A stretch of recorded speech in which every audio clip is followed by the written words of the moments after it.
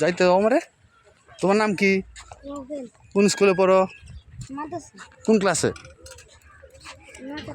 নাজেরা। মাদ্রাসার নাম কি?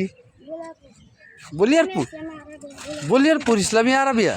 আমাদের বাড়ি কোনটা? আমাকে বাড়ি কোনটা স্কুলের সাথে, বুঝছো? স্কুলটা চিনো?